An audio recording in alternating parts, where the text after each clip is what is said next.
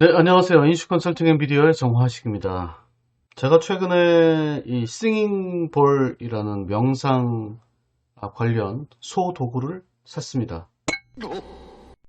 이걸 징글로 써볼까 한번 생각 중인데, 어쨌든 명상이란 그 마음을 정화시키는 그런 좋은 기능이 있습니다. 얼마 전에 제가 어떤 유튜브를 봤는데 온 가족이 모여서 명상을 할 때 이 싱잉볼을 쓰더라고요. 저도 한번 써볼까 해서 구매를 해봤는데 일단 저 먼저 명상을 해보고 있습니다. 명상을 하니까 여러 가지 좋은 점이 있는 것 같아요.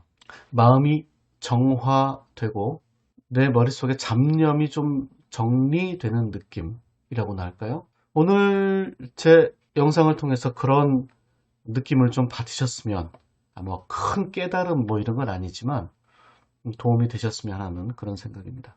코로나 이후에 꼭 알아야 할 보험 영업 환경 변화에 대해서 알아보도록 하겠습니다. 물론 보험 영업과 상관없는 분들도 계실 거고요. 또 영업을 어느 정도 하시는 분들도 계실 겁니다만 코로나 이후에 어떤 게 바뀌었는지 알고 계시면 좋을 것 같습니다. 한 15분 정도 진행해 보도록 하겠습니다. 먼저 제 소개를 드리죠. 저는 정화식 컨설턴트입니다. 인슈 컨설팅 앤 미디어를 운영하고 있고 하나생명, 농협중앙회, 농협생명, 지코리아 또 지금 거쳐서 인슈 컨설팅 앤 미디어를 하고 있습니다. 여러 가지 강의를 하고 있습니다. 참고하시면 되겠고요. 여러분은 지금 위기라고 보십니까? 기회라고 보십니까? 제가 강의할 때마다 앞에서 먼저 보여드리는 건데요. 하트가 오른쪽으로 돌까요? 왼쪽으로 돌까요? 오른쪽으로 돈다? 왼쪽으로 돈다? 왔다 갔다 한다? 결론부터 말씀드리자면 이 하트는 통찰을 어느 정도 하고 계신지 확인해 볼 수 있는 착시 현상입니다. 하트가 내가 원하는 방향으로 돕니다.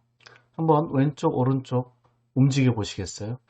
어떻게 보면은 뭐 좌뇌, 우뇌 뭐 이런 얘기도 하기도 하고 내가 가지고 있는 사고의 그 플렉서블, 그러니까 변동성 또는 융통성 뭐 이런 걸 좀 확인할 수 있는 그런 착시라고들 합니다. 네. 위기, 지금 위협이냐 아니면 기회냐 이런 생각하기 나름이라는 거죠. 사물, 사건, 인물, 뭐 이론까지도 내가 보고자 하는 대로 보인다는 것. 네, 이게 지식이 많다고 해서 지혜로 이어지지 않는다는 것과 비슷한 얘기, 그런 맥락으로 볼 수도 있겠는데요. 위기를, 즉 위협을 기회로 볼 것이냐, 아니면 그냥 위협에 덜덜 떨 것이냐, 그 판단이 분명히 필요한 시대 같습니다. 그래서 오늘의 영상이 도움이 될 거라고 저는 확신을 합니다. 코로나 시대 이후에 보험 영업 환경이 달라졌습니다. 뭐든 안 바뀌었겠습니까만은 보험 영업 환경도 바뀌었습니다. 어떻게 달라졌을까요? 지금 보시는 그림은 그렇죠. Evolution of Man. 다시 원숭이가 됐다는 저는 크리스찬이어서 진화는 참고만 하고 있습니다만 아이러니하죠. 발전해야 되는데 오히려 발전이 아닌 퇴보일 수도 있다라는 두려움이 있습니다. 진화든 변화든 어떤 환경의 이유 때문인데 이 환경의 급격한 변화가 인류의 진화를 이끌었다라고 합니다. 여러분의 생각은 어떻습니까? 도전과 응전. 토인비가 그렇게 얘기를 했죠. 환경에 도전이 있으니까 4대 문명이 만들어진 것. 그러면 여러분, 나는 위기인가 기회인가? 한번 생각해 볼 필요가 있다. 특히 그 환경의 급격한 변화가 그 창조의 이론을 보면은 창조와 진화가 함께 왔다라는 것이 요즘 정설이라고나 할까요? 그러니까 신의 섭리와 이 환경의 변화가 함께 움직였다라는 얘기를 많이 합니다. 창조론이냐 진화론이냐가 아니라 창조와 진화가 함께 작용을 했다. 즉 급격한 변화가 있었고 그레듀얼리한 변화가 rapidly와 gradually가 함께 작용을 했다. 인류의 진화도 그렇지만은 우리 업의 진화도 그렇지 않을까. 그러면 이런 코로나 시대의 어떤 급격한 변화에 따라서 우리는 어떤 식으로 응대를 해야 될 것인가. 몇 가지 짚어보겠습니다. 한 세 가지 정도. 첫 번째는 변화된 영업 환경입니다. 모든 것이 이제 고객 중심으로 바뀌었습니다. 그런 얘기를 많이 하죠. 지식의 비대칭, 정보의 비대칭. 예를 들어서 교수님 또는 뭐 영업도 마찬가지고 누군가는 어떤 지식을 많이 알고 있죠. 근데 누군가는 지식을 몰라요. 그래서 지식을 가지고 이렇게 내가 가진 지식을 남에게 전달하는 그것으로 또 활용하는 그런 쪽으로 지식의 어떤 지식이나 정보의 흐름에 따라서 성공과 실패, 돈과 뭐 건강과 여러 가지가 이제 작용을 하는데 코로나 시대 이후에는 특히 스마트폰을 많이 활용하게 되면서 정보의 비대칭성, 누가 많이 알고 누가 적게 알고 이런 것들이 많이 없어졌다. 조금만 노력을 하면 정보가 비슷해지는 그런 상황이 되었다. 우리 왜 그런 거 있지 않습니까? 선생님들은 정보를 많이 알려주고 싶어 해요. 그런데 많이 안다고, 제자가 많이 안다고 해서 그걸 또 뭐라고 하지는 않는데 내 역할이 좀 이제 없는 것 같은 그런 느낌 아닌가요? 부모들도 비슷한 것 같긴 해요. 빨리 자라줬으면 좋겠는데 어느 순간 나와 대등한 상황이 되면 이건 뭐지? 뭐 그런 느낌이 올 수도 있죠. 코로나가 그렇게 된 것 같아요. 평소에 내가 알고 있던 지식들을 고객도 많이 알게 됐죠. 상품 정보라든지. 그래서 당황스럽습니다.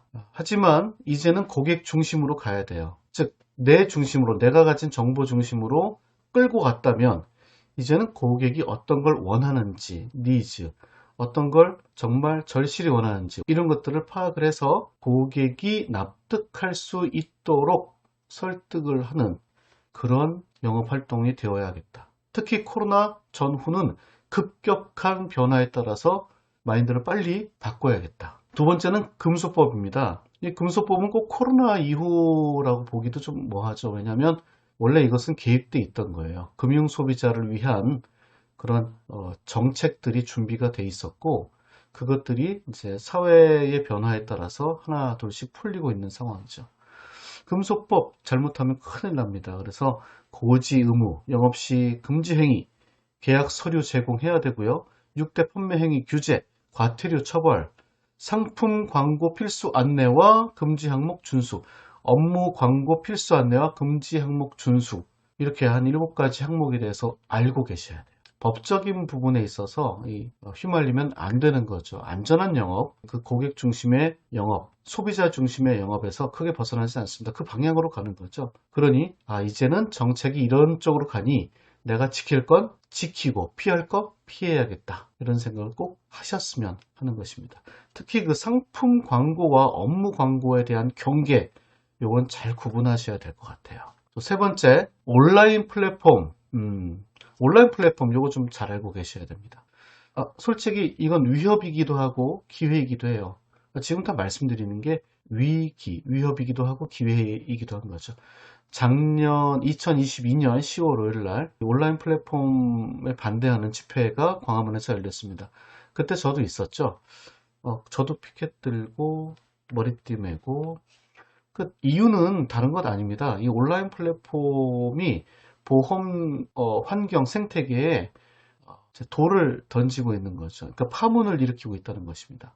좋은 걸까요? 나쁜 걸까요? 고객은 좋아할까요? 나빠할까요? 법적으로는 어떻게 될까요? 고객들이 물어볼 수 있어요. 이거 밥그릇 싸움 아니냐? 아니, 고객은 편하면 되는 거지. 왜 설계사가 왜? 그죠? 다이렉트로 자동차 보험도 판매하고 그러는데. 고객이 이렇게 물어본다면 뭐라고 대답하시겠습니까? 밥그릇 싸움 아니냐? 일단 세 가지는 꼭 기억하셔야 돼요. 첫 번째, 독과점.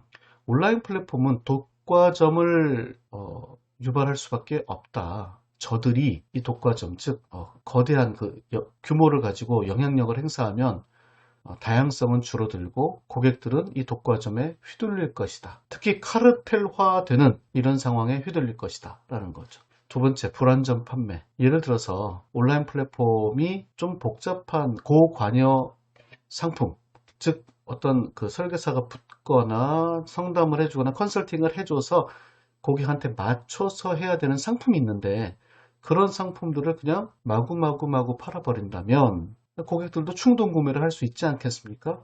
그럼 불안전 판매가 되는 거죠. 세 번째가 설계사 생존권 문제입니다. 이거는 국가나 어떤 그 기관이 제도 등을 잘 만들어줘서 변화도 꽤 하면서 안정감도 가져가고 이 업에 종사하는 분들이 최대한 준비하고 또 발전시킬 수 있는 뭔가 이렇게 준비할 수 있는 변화시킬 수 있는 계기, 시간을 만들어줘야 되는 거거든요. 설계사의 생존권 문제 당연히 있죠. 그래서 온라인 플랫폼 중개 서비스는 언뜻 좋아 보이기도 하지만 그렇지 않을 수도 있다라는 것을 고객들께 인지시켜 주셔야 합니다. 이 세 가지는 꼭 답변해 주셨으면 좋겠습니다.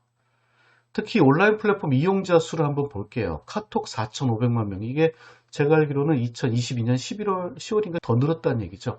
카톡 4,500만 명, 네이버 4천만 명, 구글 3천, 토스, 카카오뱅크 1200, 다음 1000만 명.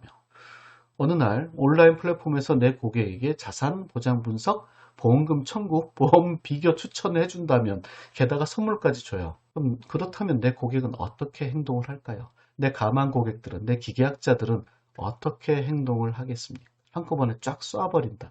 이래서 온라인 플랫폼이 무서운 거예요. 이래서 파괴적인 거예요. 그들은 건설적인 거라고 얘기하겠죠. 하지만 꼭 그렇지만은 않다. 온라인 플랫폼에 있는 친구들 성향을 제가 좀 아는데요. 컨설팅도 같이 많이 해봐서. 이들은 돈이 된다고 하면 무조건 합니다.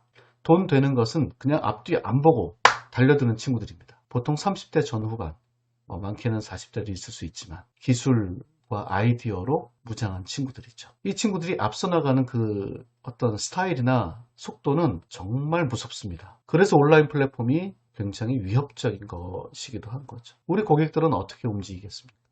잠시 한번 생각해 봅시다. 보험 영업을 아니면 또 다른 영업도 지금 그대로 갈까요? 아니면 좀 뭔가 생각해 봐야 되지 않겠습니까? 앞으로 어떻게 해야 되겠습니까? 각성의 시간입니다. 개인의 역사도, 영업의 역사도 각성의 순간이 왔을 때 각성할 수 있어야 합니다. 깨어야 된다는 거죠. 지금까지 해왔던 대로 하면 안 된다라는 느낌이, 각성이, 자각이 이루어진 순간, 그럼 내가 뭘 해야 되지? 라는 고민을 하셔야 될 것 같습니다. 위대한 전환점, 제가 조금 만들어 드리도록 하겠습니다. 자, 오늘은 여기까지 보험 영업에 있어서 꼭 알아야 할 영업 환경의 변화에 대해서 말씀을 드렸습니다. 도움 되셨습니까? 도움 되셨으면 함께 나눠주시고 앞으로 제가 또 여러 가지 영상 만들어서 올려드릴 테니까 구독, 좋아요 꼭 해주시기 바랍니다. 이상으로 인슈컨설팅의 미디어의 정화식이었습니다.